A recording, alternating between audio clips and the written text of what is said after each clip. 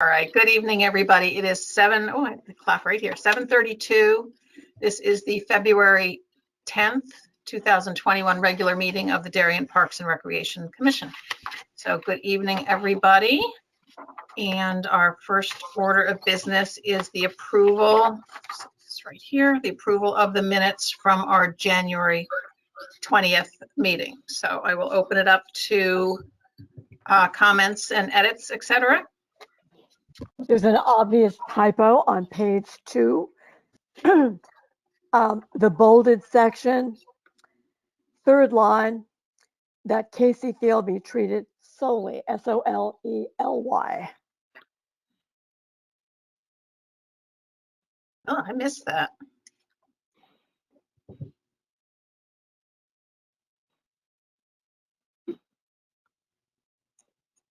Okay. I was thinking that the motion paragraph, it seemed a little redundant. I was wondering if the beginning of the second line where it says Casey Field at Cherry Lawn Park, if that could be struck out, it would say Ms. Daly moved that the commission recommends that beginning with the 2021 sports season, that Casey Field be treated solely. I don't think that extra little bit in there, it makes it a little bit clunky when you read it, and I don't think by removing it we're changing anything. Okay. Okay, if people are amenable to that. Okay. Hey Lori, I just joined by audio. My audio on my computer is not working right now. I think it's done for the day. Oh, well, we can hear you, so something's working. I know. The phone's working. I think I just had too many calls today. I just had one clarification in that same section, but I don't want to interrupt you where you were going. I know I just joined, so. No, that's fine. Go ahead, please. It was I think it's the 1, 2, 3, 4, 5, 6, 7, 8, 9, 10th line from the bottom where it says the commission discussed at length, including how other programs were managed by the board in the Board of Education fields. I just thought it was a little unclear. I thought it would be better to say that the commission raised that the Board of Education used organic materials as well. And the commission also raised questions about other fields, about expanding the program to other fields. I think that should be clearer and just gets to the point that we actually had a discussion about it. Okay. Okay. Jamie, did you get that? Yes, sorry, I'm writing it. That's okay. I just want to make sure I give you time. Okay. Okay. Other proposed clarifications or amendments?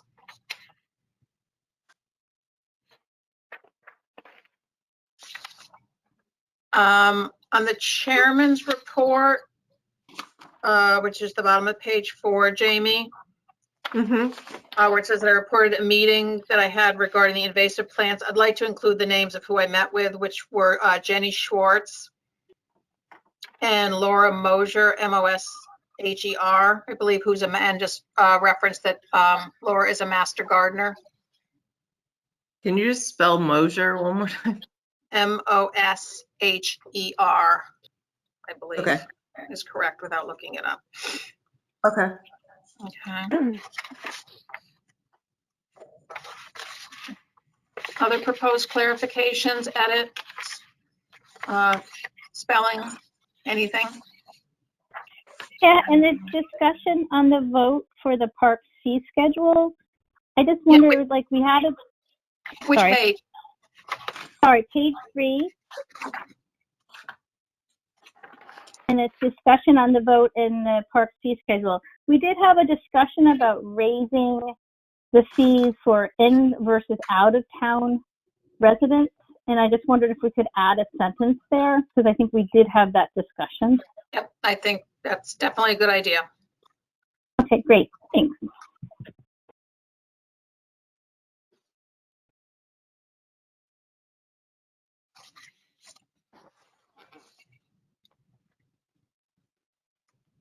Okay, other items?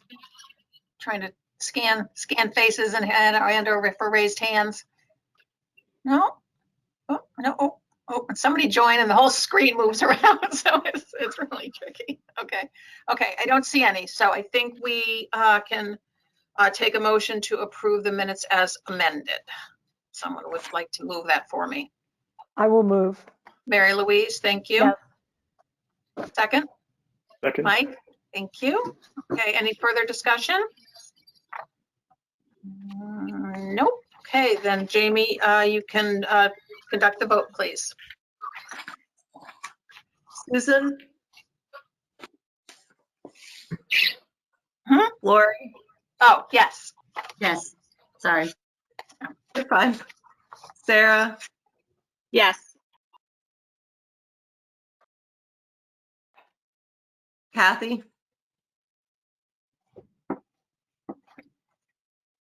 Oh, we lost Kathy. Kathy, you're muted. Wait, Okay, does that there you work? are. Is that? Yep. Okay, great. I can't use two places. Okay. Yes, that worked. Sorry. Amy? Okay. Yes. I believe that is everyone. Okay. All right, then the minutes are set for this month. Next, we have public comment, and we have one individual would like to speak, who is Diane Conalog, who is also a member of the Parks and Rec Committee of the RTM. So Diane, you were, I'm here. oh, there you are. Okay. I sent this email this morning to Pam and to Lori, so I'd like to share it with all of you. During the past few weeks, I have seen or spoken to individuals with dogs off leash at McGuan, Pear Tree, and Weed Beaches.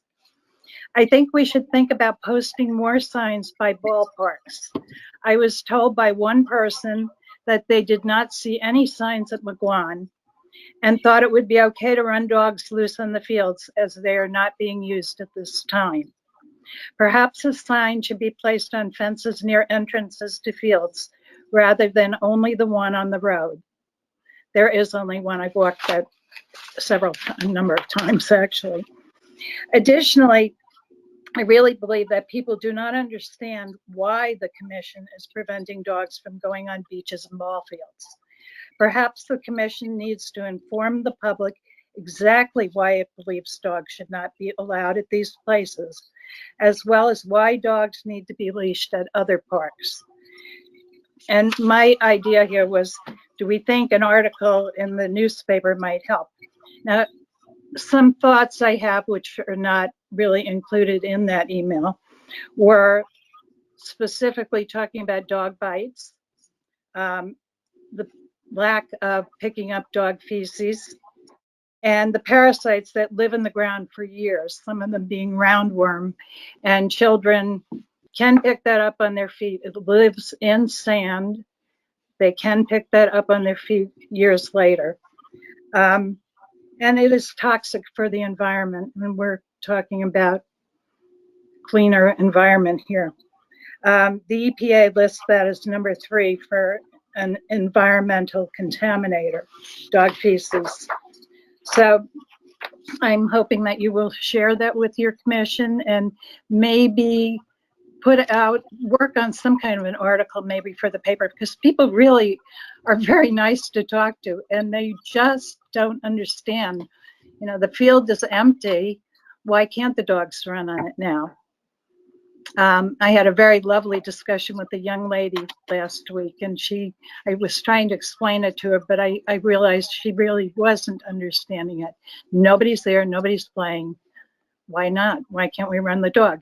You can't run him on the beach because he's going to run away. You know, we go back and forth. So maybe a good article in the paper as to why would help people understand more, because I think they really would like to understand what it is. Okay, thank you. Thank you, Diane. And we are going to get an update on the winter dog program at Weed Beach. Two items down, so that'll give us a little chance to discuss. Okay, thank you. Okay. Great, thank you. Okay, we did not have any other registered public comment this evening, so we'll move on to a discussion, and Pam's going to update us on the concession planning for 2021. Who doesn't like talking about food? Right. Good evening, everyone. I will start by just saying that I did go to the Board of Selectmen on February 8th with my request in writing that said at Pear Tree Beach and Weed Beach, most of the current concession equipment is owned by Uncle's Deli. The equipment has been assessed at fair market value by BTU Systems for $12,850. They wrote that to me on January 15th, 2021, and deemed well-maintained and in good condition. Uncle's Deli has agreed, after going back and forth with Rob, he has agreed to sell the concession equipment to the town for $9,200. My research shows that well-maintained commercial equipment has a lifespan of 15 plus years. And this equipment, ranging from 2 to 8 years old, only gets used less than 4 months annually. And I was asked during that meeting as to why I had offered the $9,200, and that was because I had done my research in all the particular pieces of equipment there. And there was a big delayed response on how old the equipment was. So based on piece by piece, he agreed that the $9,200 was commendable. I am requesting that the Board of Selectmen approve the $9,200 to purchase the concession equipment and understand that the funds from the fiscal year 21 capital improvement project budget were deferred for this purpose. And they asked numerous questions. Lori was involved in that meeting, and in the end, they approved the appropriation. So at this point, I need to go to the Board of Finance, and then I need to go to the RTM for approval for the funding. In the meantime, our bid went out for the concession, and we did a walkthrough on February 9th, this past yesterday. And we had 2 vendors show up for, which could have been nobody. It wasn't a mandatory walkthrough. And we had the concessionaire for Norotan Yacht Club, and we had a young couple that saw it in the newspaper. And they were both great. We went through all 3 facilities, which started at Pear Tree. We went to Weed Beach, and then we went to McGuan. They asked various questions. They were very interested, and it was a great walkthrough. The opening is on February 17th. And Tier, I mentioned that Tier also came to the opening and went to each facility with myself. And she will also meet Jim Coughlin and I, for the bid opening on February 17th at 3 o'clock. And at that point, we will get a listing of all those people that are interested. And we will go through, what each vendor is willing to give back to the town in terms of a percentage of gross income. And we'll look at references. We'll look at the menus, the variety of different menu choices. And then we will come back. I think the commission has said that they want us to come back to you and give us, our findings and our recommendations. And I guess we have to decide tonight when that special meeting will be.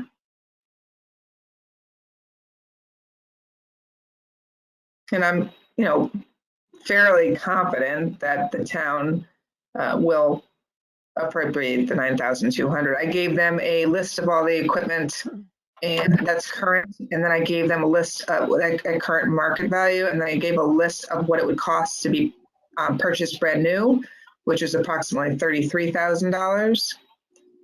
So it looks to me like we would have at least, 5 to 8 more years of life of the equipment.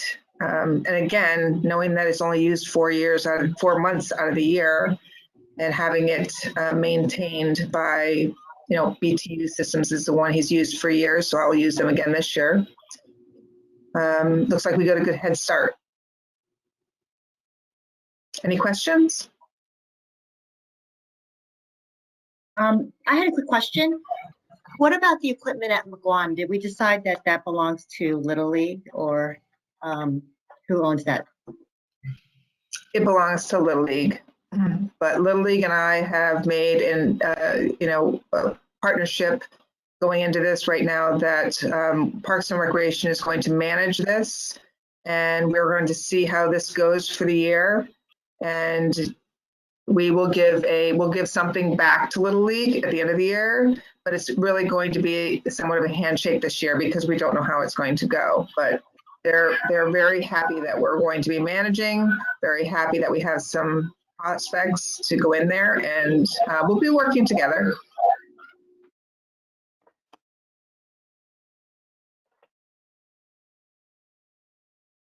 Hey, Other Pam. questions? I think I recall that in the original draft of the RFP, we were looking for a flat fee from the concessionaire, and once again, I'm not sure if I recalled it accurately.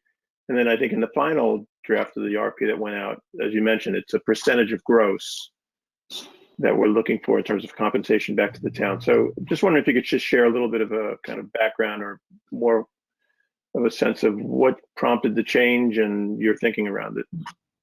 Sure. So you're absolutely correct. The draft bid was for a flat fee. And the reason for that is because that's how we've been operating for the last 3 or 4 seasons with Uncle's Deli, because prior to that, there was no fee whatsoever that came back to the town.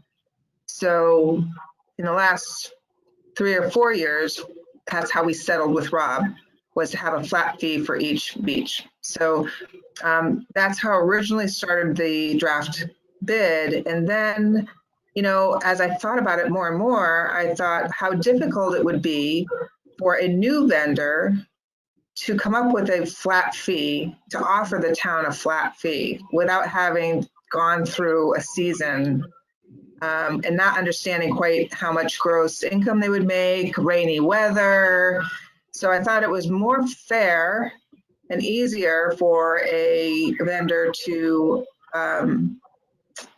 give back a percentage and maybe even come back saying, in the first year it's 5%. Because right now with our kayak companies that we have at the beaches, that's done by a percentage of their gross fees. And it works very well. Jim Coughlin is on tonight. He certainly could speak to the kayak percentage fee if that would be helpful for all of you.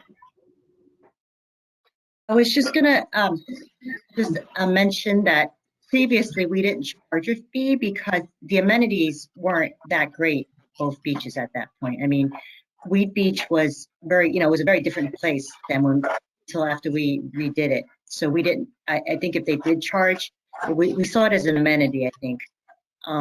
And they weren't making a ton of money because it was not the redone Wheat Beach concession and building.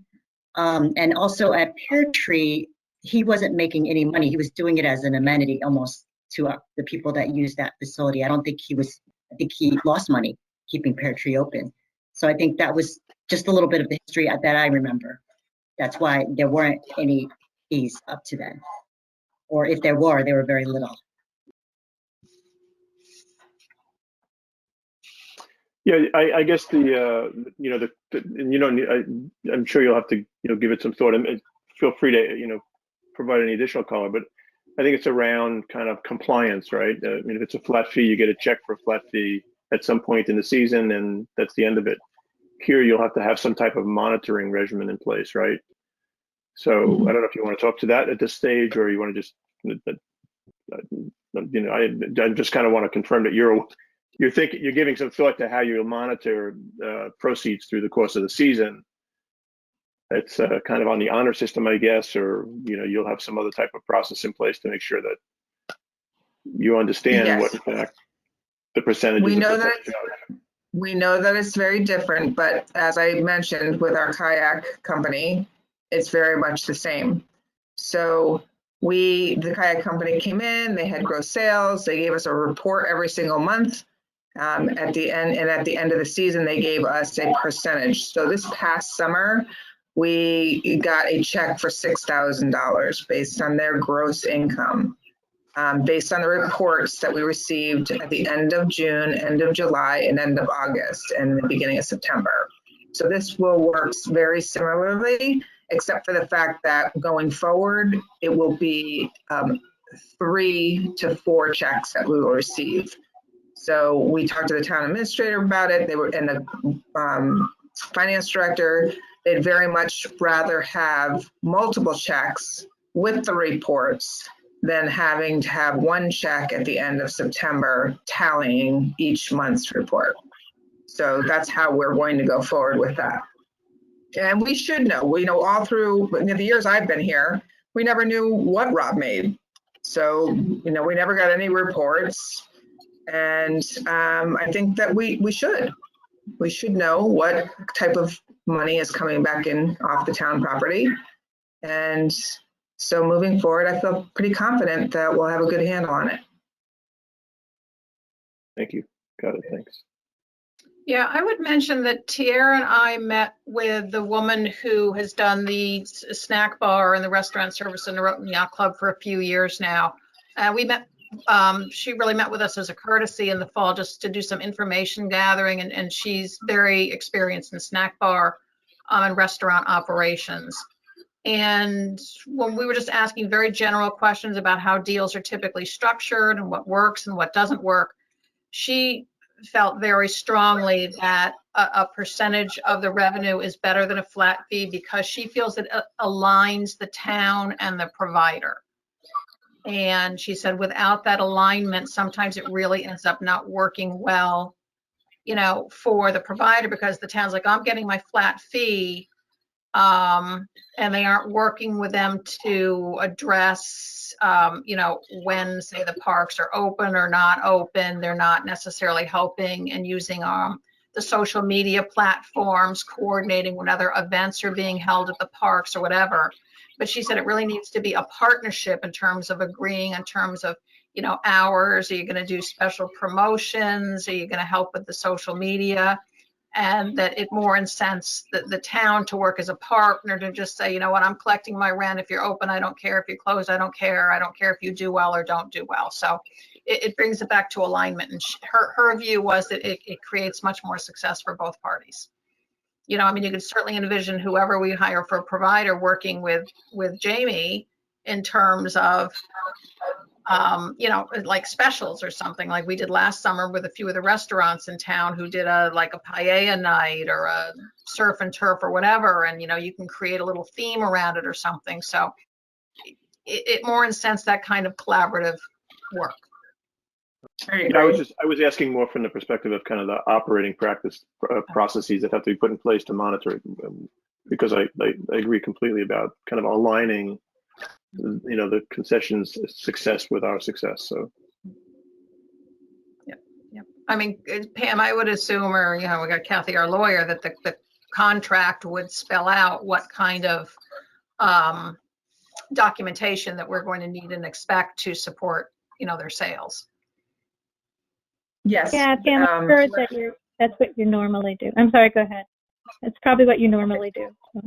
Yes, there's an agreement that is signed following who is awarded.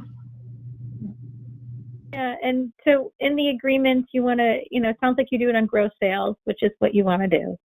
And you want to make sure that they don't accept out things like alcohol or things where they make a lot of money for concessions.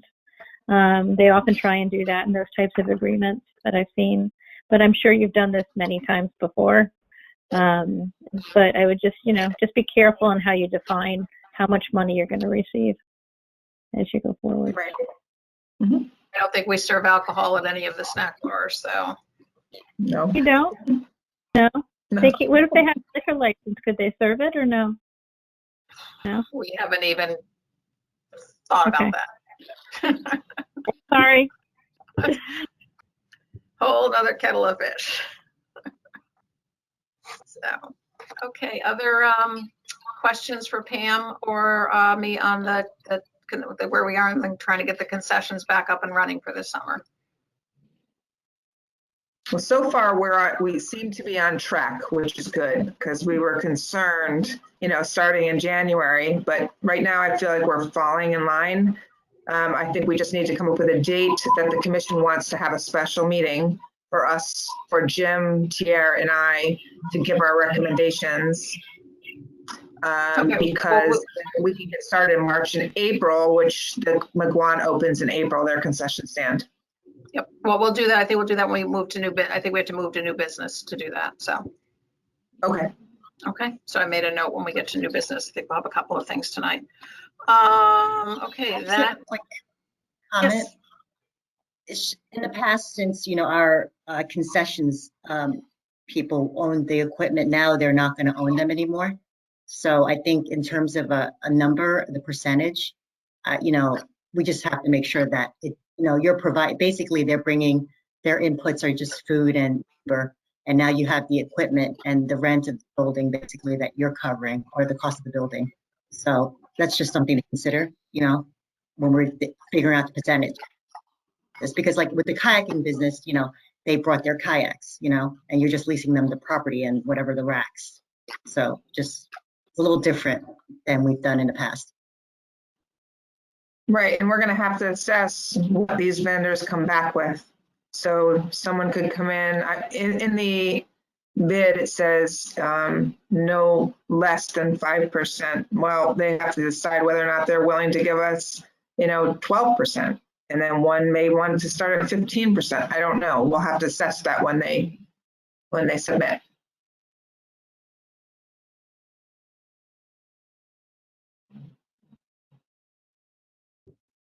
okay, any more questions? Well, let's all keep our fingers crossed on this. I really do think it would be wonderful if we could get food service back to the beaches for this summer and, really have some nice options for people to go down there and enjoy the facilities. It would be terrific. And that was a real gap last summer. Okay, I think we're done with that one. So Pam is going to give us an update on the tennis to pickleball. We're skipping by Winter Dog Program. Oh, did I skip? I did skip. I'm sorry. You're right. I'm sorry. Yes, we are updating on Winter Dog. I skipped right over. Well, Okay. really quickly, I haven't, no word is good word. The times I've been down there, I've observed people following the rules. I haven't heard any complaints other than this, Diane's discussion today about some of the dogs that she's seen at various parks. But in this particular park, it seems to be going very smoothly, and I haven't heard from Chip this past month. It's been a short one though. We met mid-January and it's only been 3 weeks since then. So far so good. And I will mention that actually, if Jamie Gore wouldn't mind, that to talk about the initiative, since we're on this subject, if you can talk about the dog initiative, it'd be great. Yeah, I was wondering if that somehow couldn't be tied in with what Diane was suggesting, is what really occurred to me, that you guys could take some of those concepts, Jamie and Kathy and I think Patty Baumgartner and speaking of the devil, and the other woman who volunteered from the town, whose name I'm embarrassed to say. Thank you, that I was not coming up with the tip of my tongue. So anyway, I was hoping maybe this would Diane's suggestions would be something you could work in that way. Yes, I would say signage is definitely on the forefront of what we're working on. I am working on the website and the blast and the social media, which we hope to send out on Saturday. Our whole concept is based around the theme of starting on Valentine's Day. However, my group and partners have already been hard at work and they are already out there. So I have some pictures to show. They are already working on some signage. So here is the Weed Beach entrance. It's already got the doggy doos up there. And the doggy doos was a graphic created by Kathy, and it's adorable. We've received so much positive feedback from it, and everyone thinks I did it, so I cannot take credit for it. It was totally Kathy. But this is also our sign. It's enlarged. We had one professionally made, and it's beautiful, and everyone loves it. and it's positive and fun, but it still says the rules, which is our goal. And Patty and Kelly went around decorating. Decorating is a fun term, but they were putting the rules on the message boards, but decorating them so that they'd be eye-catching, so that people would actually want to read them. And so it's kind of our like first step. It was literally today, so bear with us. But it's fun, and oh gosh, and so it's got the doggy doos on it right now. But you can see like kind of the concept that we're going for. And it's like fun and decorative, and we just want to be, this is a really cute one. It's got Kelly, woo, Vanna White. And this one's got Patty in it, but apparently she looks 300 pounds, so no one wants to see that. So, no, this is kind of like the idea that we're going for. Kelly and Patty are personally going out and doing these signs and trying to decorate them almost with the concept of like message boards that you see in a school. And the idea being that they're a little more eye-catching and that people actually want to walk up to them and read them, because we've posted things on them in the past and people don't really even notice them. So they are out there working on that. And then Kathy is actually creating these graphics for us, and I'm hoping to participate in the website design. We hopefully will get that up tomorrow, and then we're going to do an actual blast in social media starting on Saturday for Valentine's Day, and the whole theme being around Valentine's Day. Patty has already sent me a bunch of different family, like the idea being like doggy do's. So like doggies do walk on their leash during these times at Cherry Lawn when it's not the off leash times. So like everything is very positive, and it's pictures of people following the rules. And we really want to start the concept very positively. And then we do hope to grow it into past dogs, but we kind of agreed as a group that that was a little adventurous to begin as a starting platform. So we are going to start it as a dog thing, and hopefully people will love it and get excited about it. And then we will be able to grow it into a more of just like people doing the right things in our parks. But for the time being, I put a little blurb about it in the brochure. We're going to get the website up and running. We're going to do themes every month, and we're going to be evaluating it every month and seeing what's working and what's not. And the group has been great. We've been consistently communicating and working together, and hopefully it continues to grow, and hopefully you guys think it's great. And we're also on the website. The page will be a fun name, Darien Digs Dogs, but it will be like a resource for our parks in general, which honestly I think is great. I was actually talking to our administrative assistant about it today, and she was helping me like come up with the park rules for every park to put on there for the dogs. And you don't know how many calls we get, and we don't even know the answer, because some of the parks like no one ever calls about. And so I just think like in general it's going to be an incredible resource for people who do own dogs or new residents to be able to click on there and be able to see right there where they can walk their dog on leash, off leash, where they can walk their dog. So I think overall, even outside of the campaign, it's going to be a really new, great resource for the residents. So hopefully everyone likes it. And questions? Yeah, I think that's a great idea, having all the park specifics in one place. I remember it was back when I actually went to the office. One of my coworkers came over one day, and he said, "Oh, my son's got a soccer game or something in Darien day after tomorrow. I forget where it was." He says, "Well, you'll know this. Can I bring my dog with me to that park?" And I'm like, I gotta look it up. He's like, "Well, how do you not know that?" And I'm like, "Because it's complicated." So I think it's that idea. And I went and I looked it up, and I could give him the answer, but it took me some looking. But I think to have it in one place would be helpful. So it's great. And I want to let other comments, but as you're thinking about that and the messaging and the comments Diane made, see how you can, perhaps address the educational aspect. Yeah, we've reached out to amplify the message too. So with Jamie and Patty's and Pam's help, we're on lists for the Norotan area. I also have finally got the keys, and I'm going to have some help to send it around Woodland Park as well. I finally got the keys to the Woodland Park board, so we can do that one too. We are trying to amplify the message too, so it gets to more people. We're trying to get more mailing lists. Patty has a mailing list for the dog, the group at Cherry Lawn as well. So we're trying to really talk to the whole community. So to Diane's sort of questions before, a lot of times people just don't know. We have so many new people in town, and hopefully that will help too. I noticed that you're using the message boards at the different parks, which some of them were built by the Scouts. And I've been walking my dog a lot at Tilly and also Highland. And I know that at the beach, you have the sandwich boards, I guess you call them, and you put the information there, because I did go to Wheat Beach and see that there. What is your plan for Highland and like a place like Tilly that doesn't have a central message board? And how would you display your signage?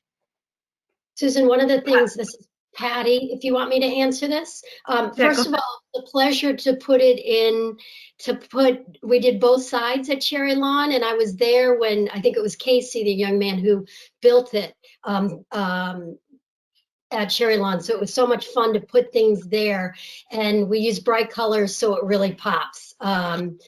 And then we also did, I know that Wheat Beach is dear to your heart, and it's right near the playground too. So it's describing the dog rules there. So I know a concern of yours and Lori's was not to have the dogs near there. So that pops there. To answer your question about Highland and Tilly, we talked about that today. I need a laminator. So if any of you folks at Town Hall have a laminator, we thought we could just do some of the doggy do's, and we're going to take the same thing but change the rules and the phrases for those parks. And then I can tape it on to the green, stands where the doggy bags are there. So I think that's the most efficient way to make it look good and not have signs all over. Is that helpful? I think that's a great idea, because that's kind of usually my stop. Like, I need to usually make a deposit at the garbage can where the Perfect. food bags are. And those are very helpful, by the way, I have to say. Thank you very much. Pam?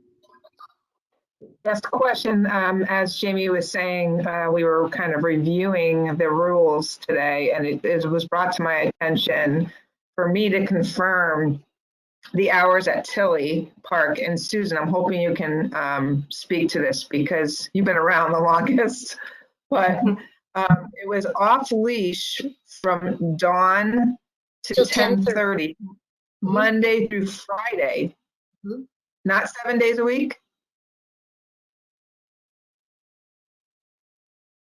I can go back and check. I know it was definitely, there's not like soccer games there, so maybe you guys made it 7 days a week, but I feel like we made it consistent, or y'all made it consistent, Cherry Lawn and Tilly, just to make things easier and consistent. But you might be right, it might be 7 days a week, so we can just check that. No, but it's different in there. It's in the rules. It says Monday through Friday, dawn to 10:30, and much different than Cherry Lawn. So I thought it would have been more consistent with the same hours as Cherry Lawn. So that's a question for me. I would have thought it would have been 7 days a week, but we just need to confirm. No, it was Monday through Friday. We did do that. I just looked it up. And Okay. can't think off the top of my head why we decided that. That was like a last minute. We never had off leash at Tilly before that, and I think that was another add-on that we decided to do. I think there might have been a group that was interested in that for the weekday. I can't remember, or maybe to extend the time that Cherry Lawn, our time ended at a certain time. I don't know. There was a bridging thing there somehow. I don't remember exactly though, but it is true. It is Monday through Friday. And we can just put that correct information for that park. And then, for example, at Woodland, it will be, much more focused on keeping your dog on leash, picking up, etc. So, thank you. But to the point of, like Diane and talking about kind of the regulation, we are trying to also get the rules across. We're just trying to do it in more of a positive manner. And as we were looking at them today to put these on the website, even the wording itself seemed very negative. It was very like, I don't know, it's hard to explain, but it was very like, you're not allowed to do this in this park at this time. So there's that. And so we decided, we kind of just flipped it around a little bit to be like, at Tilly, you are permitted to walk your dog off leash from Monday to Friday. So we're just trying to reword everything so that hopefully we can attract traffic to this new page, but the wording be in a more positive light so that we are getting the word out there. I mean, that's kind of the whole goal of this campaign and our group's efforts, but hopefully we are getting the word out there more, but also in a more positive light, because I don't necessarily think that like cramming more rules down people's throats is going to get the word across, but hopefully if we can like get some more traffic going, then we can do it, but like keeping that like positive message going. Jamie, can you just talk about, you were going to do the, you're talking about the blast, but some of the photos. So for an example of how we're going to do it in a positive manner, we have a photograph of a young lady with her dog, and it's doggy do. So that's how it starts for the photographs that are going to be blasted. Doggy do, and then it says, do dance with your dog off leash. From dawn till 10:30 at Tilly Pond. So that's an example of what Jamie's saying, how to get the message out in a cute manner with a, cute young family or a young girl and the dog. And so we have different ones that we've sent in all different fashions at different, down at dogs walking into the water. Do take a dip if you can handle it, like do take a polar dip with your dog at Weed Beach. And just to touch on Diane's point, we can come up with some kind of clever thing about Maguan, because I think that is important. We can laminate it and we can put it by the fence. So thank you. Lori, can I just make a comment? I hate to interrupt you, but I'm feeling as if you are understanding, but not everybody's understanding the point I was trying to get across. I think it's all great to make it all positive and to put the rules and make them positive. But what I was saying is people don't understand why we have these rules. And I think that's the important thing, to get some kind of knowledge out there to people about why we have rules. Okay, whether it be picking up the dog feces because it can cause disease, kids could have a problem on the beach, it lifts in sand, all of these little points, which are what people are looking for, because everything you're doing is great. But I think what's going to happen is the same thing's going to happen, and people are still going to say, well, I don't understand why we have these rules. So that's my point, really, was to explain to people why we have to have leashes on dogs and why we pick up and why we don't allow dogs on the beaches, etc. Okay, I'm sorry to interrupt, but I just want to be sure everybody understood that. Okay, and thank you, Jamie and Pam, for the job you're doing on this committee. I think you're doing a great job. Okay, thanks. So if you all can keep that in mind, for instance, I know at Woodland and Selleck's, one of the issues of wanting the dogs on leash is to protect the wildlife. I know that's, so maybe somehow, you do be a, good neighbor to our other animal friends, or so, whatever, but somehow working in those messages that, there is a reason for it. Absolutely. So if you incorporate that in your thinking and your messaging, I think that would be great. But I'm really pleased about this. It's been such a contentious issue for so many years. So, and I'm sure I've commented at many meetings over the years how I don't like a lot of don't signs. When you go into a park or whatever, and it's like, don't do this, don't do that. I remember one of the years ago when we first got the fireworks going in town again after a big hiatus, and the police did the robocall 2 days in advance. It's like, well, don't park. You can't park on the road avenue, and you can't do this, and you can't do that, and you can't. And I was like, this doesn't even sound like fun anymore. It was like a total turn off. Like, why do I even want to go? Because it was such negative messaging. So I really do understand that. I think it's important. Parks are supposed to be fun, happy places, and to the extent we can turn it around as we think about all of our signage, where possible, to make it positive and then just a choice of words that is important. Okay. Any more thoughts or comments on this topic? Nope, everybody's good? Okay, all right, then now we will move up on to the update on the conversion of the tennis court over to pickleball. Okie dokie. So the tennis court conversion to pickleball court bid was approved by Kate on Friday. And so we got that put out to the newspapers on, well, posted to the newspapers on Monday, but it will be actually in the newspapers tomorrow. In the meantime, I've sent it out to 10 different companies as of yesterday and Tuesday.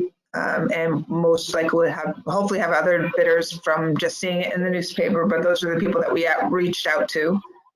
The bid opening is scheduled for March 3rd. I've been in touch with Sean Shea all along, and he's happy with the companies that we've ventured out to, and we'll be happy to sit down and see what kind of bidders came in to bid. A little hiccup I had with the Board of Selectmen, we tried to get approvals for the donation. But of course, we don't have a figure for that donation. We basically were going in saying it would be a donation up to $20,000, but they would prefer to know what that donation is, like what's the monetary value of the donation. So we were unable to do that until the bids come in, which would be March 3rd. So I'm aligning some board meetings once that happens. So then I'll meet with the Board of Selectmen, try to get approval from them, meet with the Board of Finance, meet with the RTM to get those final approvals. And it's, basically just, something we have to do. It's following a process. So until that time, Sean wants to put together his fundraising initiative, but until March 3rd, until we narrow it down to a vendor that either would come in at say 10,000 or 15,000 or 20,000, and whomever we choose at that point that has the best, references, background. Sometimes people will say lowest bidder. We will know more at that time. And I thought the renditions that he had designed looked really wonderful. And I think that will help his fundraising initiative. Kathy? Does he have any committed for people who said they will donate so that he knows about how much he can raise? Or is this he's going to really start from scratch? I think he's already behind the scenes been making his, his case for the pickleball courts, but it's until he got the rendition, which he's done now, he's had that over for a couple of weeks, he can start to share that with his friends and neighbors. But again, until we pinpoint a final number, it's difficult for him to have a full-fledged campaign. Okay. Does he feel pretty confident though that he can raise, say it's 20,000, that he can raise that?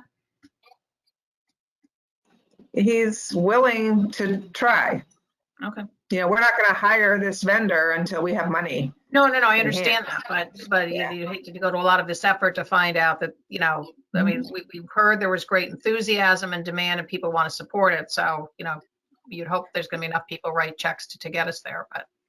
Lori, in talking to him, I think he's very confident. Okay. Great, thank you.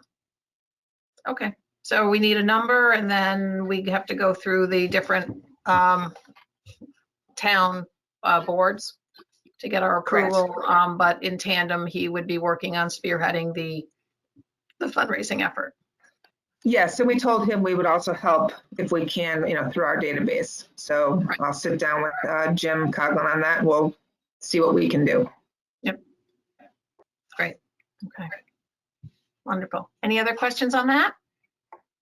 Everybody scanning faces, Nope. Okay, good. Okay, Pam, you are up. Do you have anything Yeah, to I think report my- on that you haven't told us? Yeah, report is pretty self-explanatory. I'd actually prefer that either you have questions about the report, but I also like for Jim Coglin to give a little report on programming up to date, if he would. How the paddle season's going.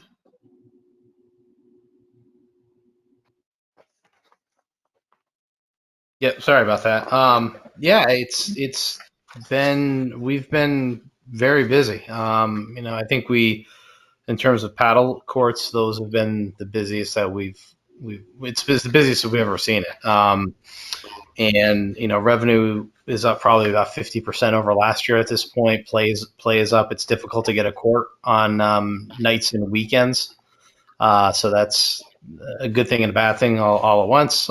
Programming wise, we've tried some different things. I know Jamie's added some esports programming. We just got the okay to add in some indoor soccer programs because the state of Connecticut increased their amount of participants that are allowed in sports programs now as of January 19th. So we've been able to add some of those. So our gym is full of soccer and yoga and vaccine clinics. So that's what we're doing right now. But yeah, it's definitely busy. And Jamie just put the finishing touches on the brochure, so that should be hitting mailboxes in a couple weeks. And I think we're gonna have a very, very busy spring and summer. Thank you, Jim. Yep.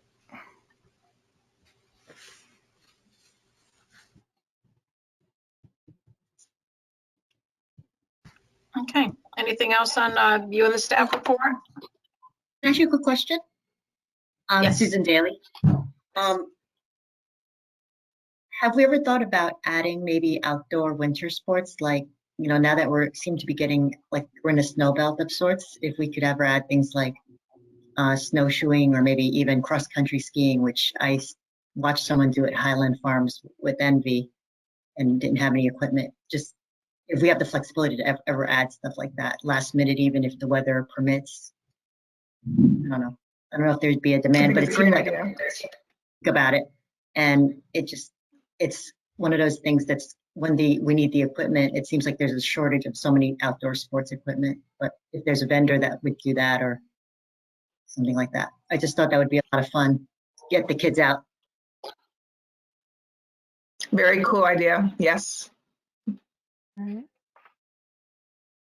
Of course, now we have property and we actually have some snow. So, we'll have to keep that in mind for next season.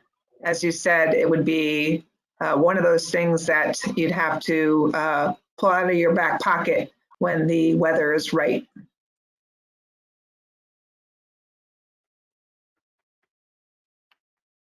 Even doing like a demonstration with like partnering with a ski company locally and saying, could you do something for our residents? Like we used to do the fishing, learn how to fish thing with the CTT, something like that. Just even a one-day thing. It just would be fun. Another fun thing to do outside with people. Yeah, Susan, that's a great idea. I think that we can at least start the groundwork now on that. And it's obviously weather dependent, but we can definitely reach out to some places and see if there's something that we can do, even if it's a one day or a couple Saturdays or something like that. That's a good idea. Thank you.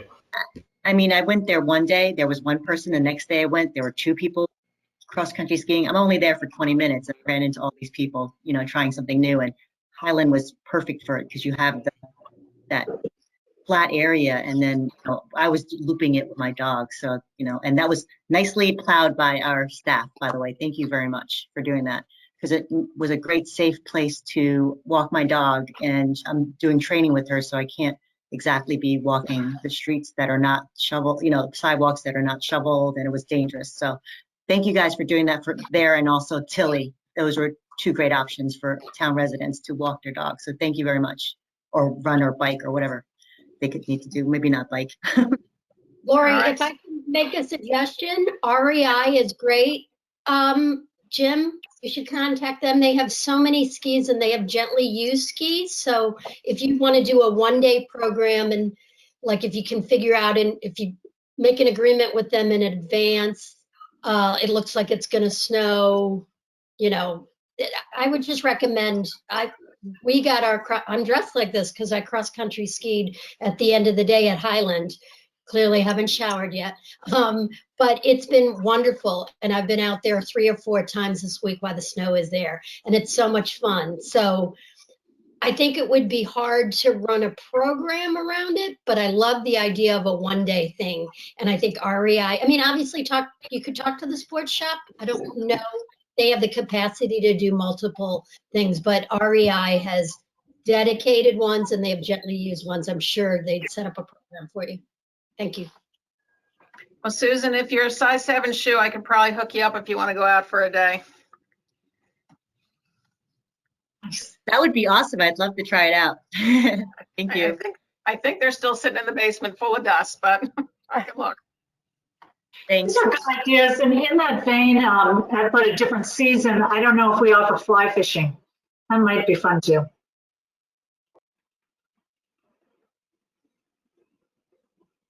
I think Orvis does that. They do lessons that you do outside their store. We've done that. And then in Vermont, they have a pond in Manchester, but we could probably do something in one of our ponds here locally. We can do it at Tilly. I mean, it would be super fun. They do it out in California and they've got big groups. Yeah. I've actually held a fly fishing class in North Branford in my previous job. And we did it with a, highly skilled fly fisherman. It wasn't necessarily with a company. It was, and he did a beginner's class and it was super successful. So yes, that's something to look at. Cool. Lots of fun things to look forward to. Okay, anything else for Pam and the staff? Nope. Okay, then we'll move on to my report, which will not be nearly as much fun, for sure. In terms of just a couple activities, as Pam mentioned, I attended with her the selectmen. Oh, she didn't mention this part. We attended the selectmen's budget meeting in support of the entire Parks and Rec proposed budget last week. One of the discussion items was the line item to fund the park monitor for the summer. And there was a fair amount of discussion about that. But I did, go and make, I had prepared remarks to support continuing the monitor program for the summer, and they did keep that in the budget, which was great, and seemed very receptive once we were able to discuss why we thought it was a really good program and really helped the community, and really explain that it is even things that they weren't fully realized, that it's a uniformed individual that drives a security car and things like that. It wasn't just like I said, it's not just some guy in a t-shirt and a baseball cap. He's very formal from the security company, et cetera. We talked about the hours that he covers, the different parks, et cetera. So that was retained in the budget. The town administrator had taken the line item for the repairs to the Cherry Lawn tennis courts and moved that out by a year, but the selectmen elected to put it back to this coming fiscal year. So that was good news that we were able to keep that in there for this year. And then there was a piece of mowing equipment, I think, Pam. Right, the Toro mower, they were considering to cut, but and they left that in as well. Right. So anyway, so the good news, long story short, that we were successful with the selectmen in keeping some of the items that we felt were priorities. Now, of course, we still have to get through the Board of Finance and then the RTM. But we at least we made it through the first gauntlet of that. So I did want to mention that. And then, as I mentioned to Pam on Monday night, I joined her at the selectmen's meeting for the purchase of the approval of the concession equipment, which again, we got the go ahead, but still have several more stops to make. A couple other things that I wanted to mention is, and Cheryl Russell pointed this out to us first, but just things for you, a couple things for you guys to be aware of. And you see my show and tell. This was in the Stamford Advocate on Tuesday, and there's a lawmaker in New Haven and just to read the headline, is trying to stop municipalities from imposing exorbitant fees that restrict many out-of-town residents from using public beaches.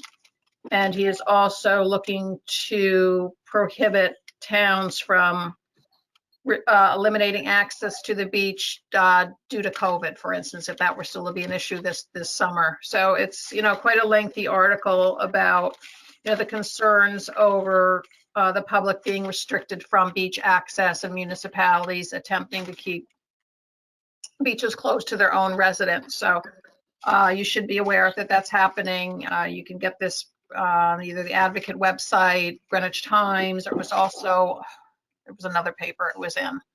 So you can be aware of that. You could probably just Google it. It's Representative Roland Lamar from New Haven, who's introducing this bill. Darien wasn't cited in this article. Campo Beach and Westport was particularly cited. Greenwich was cited, etc. Fairfield, a few other towns were named. Darien specifically was not. But again, he was focusing on the exorbitant fees where, for instance, a town charges $700 or $800 for non-residents to buy a season's pass, which, we don't do, versus, $40 or $50 for a town resident. So be aware that, in the state of Connecticut, access to beaches is, again, being discussed and on the forefront, and it's something we'll need to be thinking about as we move into the summer and don't really, especially know with COVID and what that's going to look like. So just want to make you all aware of that. And then the other thing I wanted to mention that Pam brought to my attention, just give me a moment to get to right here, is that, and this is really informational only. I just want you to be aware of it. It has to work its way through. But Pam received a Freedom of Information Act request yesterday from an individual who lives in Fairfield. And what he is asking for is a complete listing of all holders or applicants of beach permit applications, alcohol permit applications, park facility permit applications, paddle tennis registration applications, and Parks and Recreation Program form applications. And goes on to say that he would like the data fields associated with each holder or applicant, including their full name, address, date of birth, gender, email address, and phone number. He goes on to say that he, first of all, requests a waiver of the fees because he thinks it's in the public interest. And it says that he is making the request in order to involve and inform Darien residents about the workings of their town government and officials and to ensure that everyone has the necessary information in order to be able to participate fully in the democratic process. Now, I found this very disturbing and B, odd. So it didn't take too long, did a quick Google search to find out that this gentleman is the acting chairman of the Fairfield Republican Town Committee. The article I found in the Connecticut Post, it was actually a letter he wrote to the Post, says that he intends to run for state party leadership. And a article that was posted in the Connecticut Post in late November that he wrote talked about rebuilding the Republican Party. And he had a 5 or 6 point plan. And one of those plans was what he referred to as infrastructure building, saying that the party will need to continue building a digital voter database and improve the ability to target and reach voters. The way voters receive news and information continues to evolve with technology platforms, and the party needs to be in a position to take advantage of it. This is a distinct and separate messaging, as the infrastructure will provide the ability to target voters and deliver the message. I also found out that this information was requested from and received from the City of Fairfield for the specific purpose of building a database for political purposes. Pam has correctly involved Kate Bush and Town Council on this.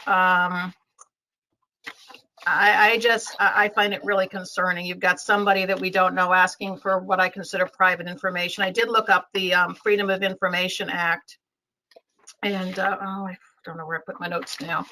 But there are various exemptions, and one of the exemptions is if it will divulge, private information of individuals. So I am hoping that might be a way that this can't happen. Sorry. Kathy, It can't override your privacy. So the Freedom of Information Act cannot take away someone's privacy. So you didn't necessarily provide, or I don't provide my information to the town, so you can then. And right now, there's actually a bill in the Connecticut, legislature about increasing the privacy of Connecticut residents over their private information. Yep. I would say that Kate can probably tell you this. You have pretty good standing in not giving them this information. Okay. Because you receive that information with certain permissions. You don't receive it to be able to do anything with it. This is what I do on a daily basis. Yeah, no, I know. And Pam, we've got town council involved.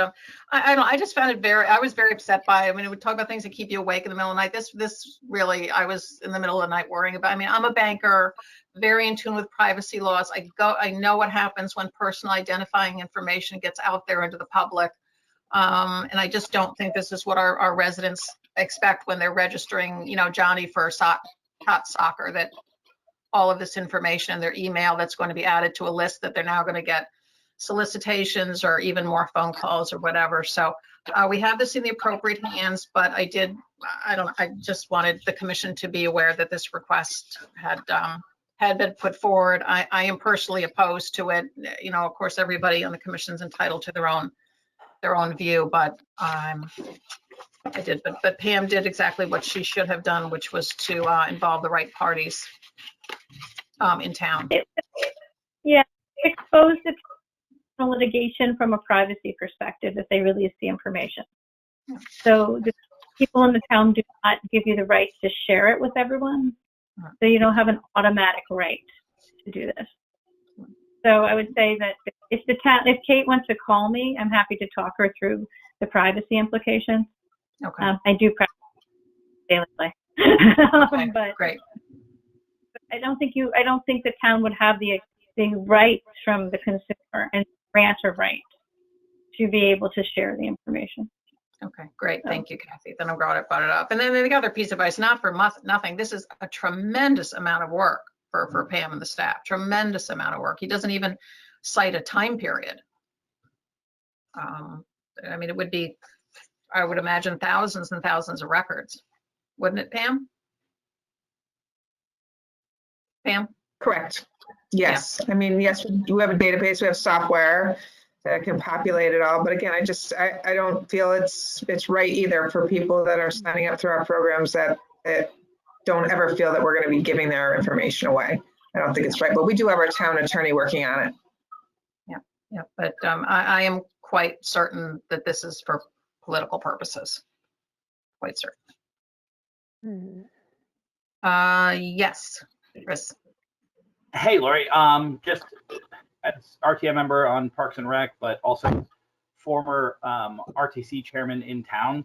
Sad to say, but I have heard from our state party that this is a way to collect information, and they asked us to do the same, and the Darien RTC, obviously decided not to. We have not requested it, especially somebody from outside our town trying to use FOIA to collect this data. That I think Kathy's completely correct in saying, this is when you sign up, for a beach pass or your kids, to be in youth soccer. It's not to be messaged to politically. So just because I heard this, I'm sorry, I wanted to weigh in, but thank you for listening. Yeah, no, I appreciate it. And he kind of put this specious reason, but I'm quite sure that's what this is. So, okay, great. Okay, well, I just wanted you all to be up to speed on that. Okay, now we have new business, and I think actually we do have a few items of new business that I'd like to go into this evening. So I will need somebody to make a motion to do that. Susan? Yeah, I'll make a motion. Okay. Okay, in a second. Amy, thank you. Okay, the first item that we needed to cover was to set a date to look at the, to decide and come to a consensus on the bids for the concession. So Pam, you said it's the 17th that they're being opened. Yes, So should we aim for early the next week? yes, because we'll need time to look at references and Right. background. Yes. Okay. Would you want to aim for instance, the 24th, which was sort of our alternate date for this meeting since we. I think that's smart. Okay. Would that work for people? Wednesday, the 24th of February? I have no life other than staring at the screens. Right. I literally don't do anything anymore. Okay, that looks good. Okay, so it looks like all are in favor of that. Okay, so Yeah, Pam, I know you'll I go to- can't make it, but that doesn't mean you should. Go ahead. Okay. Okay, it looks like we have a quorum now. So Adele, you have a question? Just a comment. We originally had our Park and Rec Committee meeting scheduled for this evening, but when you folks changed your meeting to this evening, we changed our meeting to the 24th. Okay. So, okay. So, so maybe you could make it half an hour early, or What time is your meeting? same as yours, 7:30. 7:30. I can do, again, I can do pretty much any time. Can people move to 7 or want to move to 8? Yeah, I mean, I'm completely indifferent. How about I'd rather go 6:30? earlier. Yeah, 6:30. 6:30? I think I want to leave an hour. I think a half an hour would be a wee bit tight. Yeah, 6:30 to 7:30. 6:30, that's fine. Life's so easy when you never leave the house. Thank you very much. Appreciate it. No problem.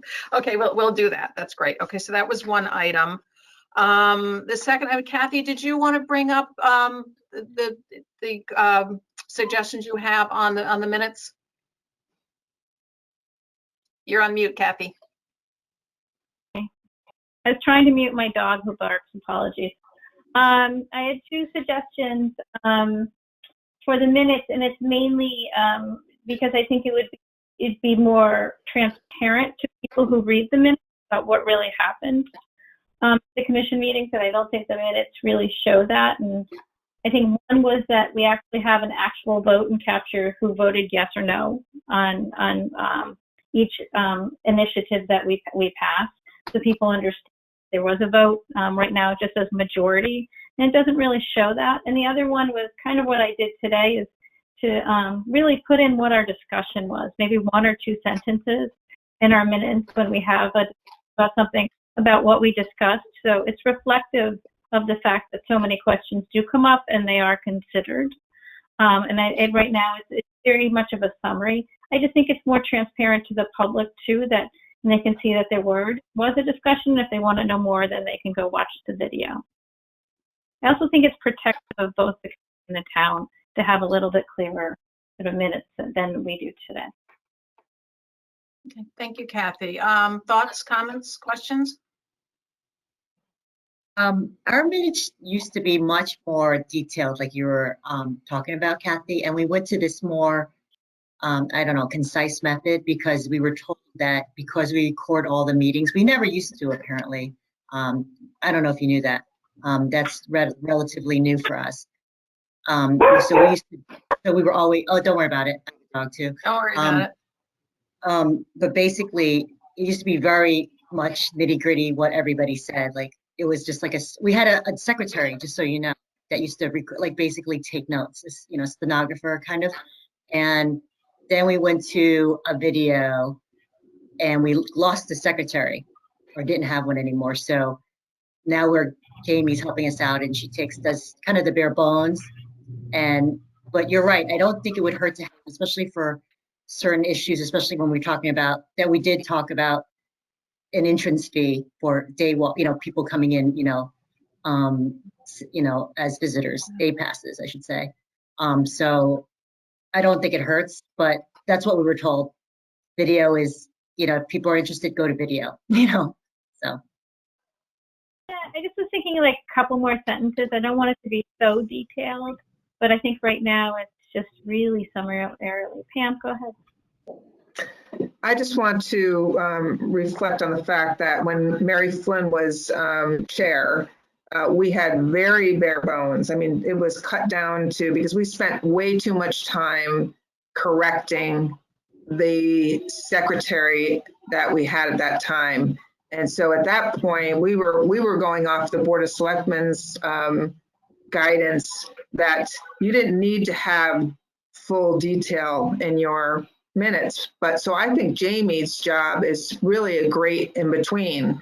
She's putting in much more detail than we had for many years, but not, 7 pages worth. That's just my take on it. I just wanted to remind that it used to be much, much less.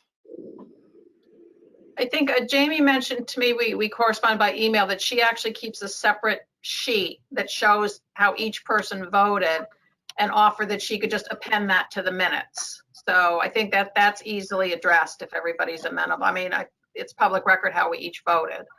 And I think what I'm hearing Kathy say is just maybe, not huge detail, like every word, like those. I mean, I think Amy, you and I remember some of that. We would sit there for a half an hour, 45 minutes correcting the minutes, and it was just awful. So it's not literally every word, but I think what Kathy is looking at is getting the key points. So if there were dissenting views, that all of those various views do get captured. If I'm understanding you, Kathy, so not to literally write down, Lori said this and then Amy said that, but just that certain people felt this way or others to that or whatever, and get key points. That's exactly what I'm saying, Lori. It's just having a couple more key points put in there. Now I think it goes the other direction, and it doesn't really show some of the conversation that really occurred. Okay. So I don't know that's something we need to vote on, but I think Jamie easily can append the voting record because she does it anyway. And then just in the minute taking, which I know is very difficult, and I appreciate Jamie's work on this so much because it was truly horrible for a few years. It was like almost like quit the commission over, like we spent half the meeting like fixing the horrible minutes. It was just really, really terrible. But making sure that really the key points of concern of the commission are reflected. And so I think we'll all work towards that. And then certainly when we review the minutes at the following meeting, make sure that if anybody feels there's a key discussion point that didn't get picked up, please do speak up and have that added back in. Okay, good. Okay. And then the third new business item, I know we have never have new business item, is during our meeting with the selectmen over the budget meeting, when we were discussing the park monitors and mentioned that we had voted to increase the annual parking fee by $5 to fund it. We were queried, and Jamie Stevenson actually called me separately to ask why we had not also increased the daily parking pass for people who do not have the annual stickers. And I told her that it absolutely was discussed, but that we raised it, and the commission just didn't make a motion to proceed in that manner. And she respectfully asked that we revisit that topic.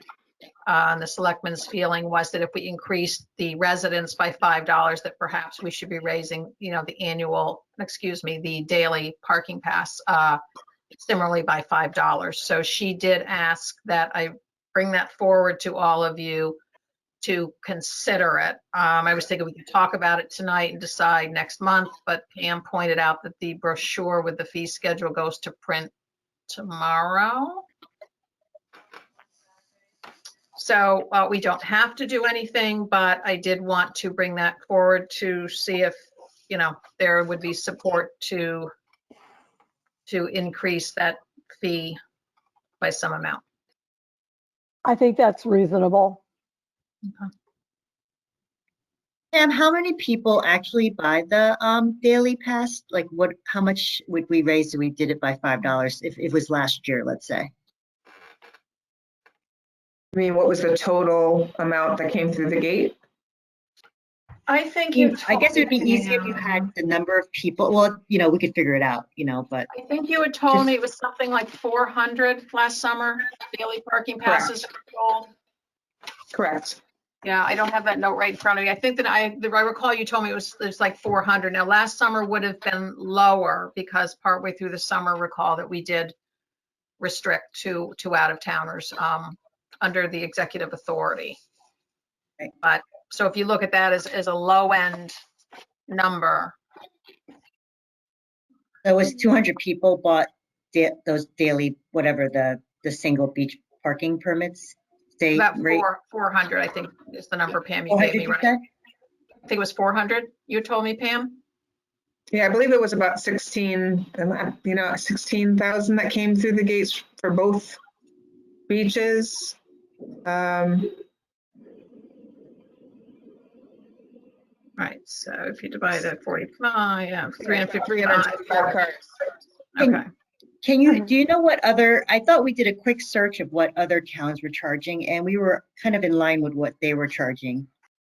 I thought that's what we saw. I don't know if you know, Pam, that actual number. They're all over the place, as It's Lori all over the mentioned. place, yeah, and Mike did Westport's some research. 775. Say it again? Some people were Westport is like $780 per season. Yeah, I mean, they really are very different. And there are some that are.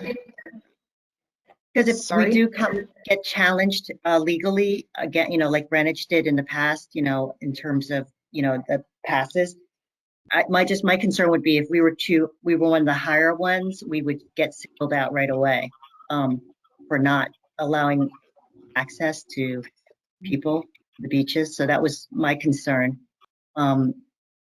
I think the number we sold, I was like we're looking, if it was last year, we would have gotten $2,000 more, which is a good number. I mean, I'm not saying it's good, it's money, but I just wasn't sure if we moved it up and got more, scrutiny from the fee that we were charging, if it was too much more than the surrounding towns.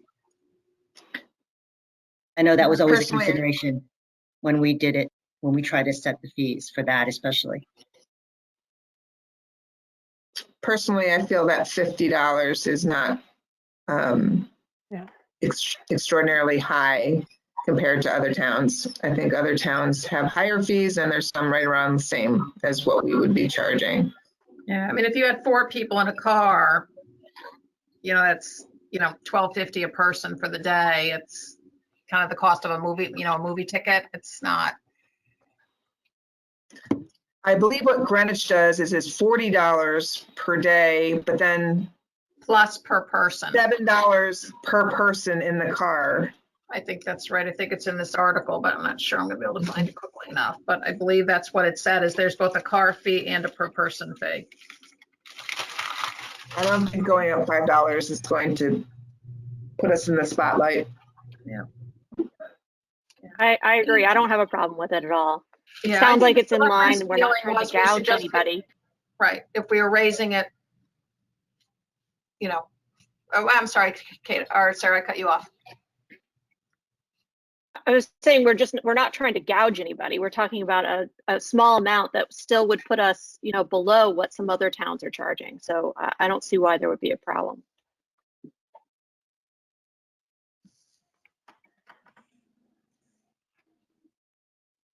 So any other thoughts or comments or that? Or Mike, as I recall, you were supportive of increasing it at our last discussion, but the motion didn't get made. Yes, I am. Okay. Well, then would you like to make the motion? Motion. What would you like to? Motion to increase the fee for a daily parking pass for our beaches from $45 to $50. Right, that's the correct numbers, right, Pam? Yes, but it will be 50. Just to go on record, if you're asking me to make a motion, I'm in favor of a higher fee than 50. Oh. So I prefer somebody else to make a motion. Okay. I will move. We increase it by 5. Okay. Second.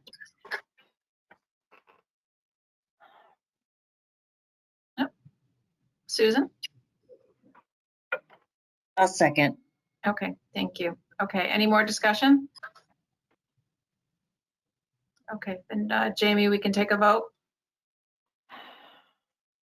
Lori, Yes, that's fine. Sarah, Yes. Amy, Yep. that's everybody. Do we get Kathy? Well, you Oh, didn't get sorry, me. Kathy. You didn't get Mike either. Yes. Sincere apologies. And Jamie, I also vote yes. Good grief. I'm so sorry. I'm really tired. I apologize. That's okay. Okay. All right, well, thank you, everybody. All right, well, that's the end of the new business for this evening. So unless anybody has anything else they want to raise for discussion, I think we can adjourn a little early for us tonight. Excellent. Clearly need it. Okay, all right. I do somebody make a wanna motion to adjourn. Okay, thank you, Mike. Second? Pam, you're not allowed to make it. Susan? Susan. Yeah, I'll second. Okay. All right, and I think you have to call it out again. I'm a yes. All right, I'll give it my best shot. Lori, Sarah, Yes. Amy, Yes. Nice to see Mary everybody. Louise. I made the motion. No, I thought Mike did. No, Anyway, he okay. did not, he And did not watch it. Kathy, Yes. that's definitely everybody. All right. All right, everybody. It's great to see you all, and hopefully before too long, we can all be back in room 119. Indeed. Good night, everybody. Happy Happy Valentine's Good night. You all. Bye.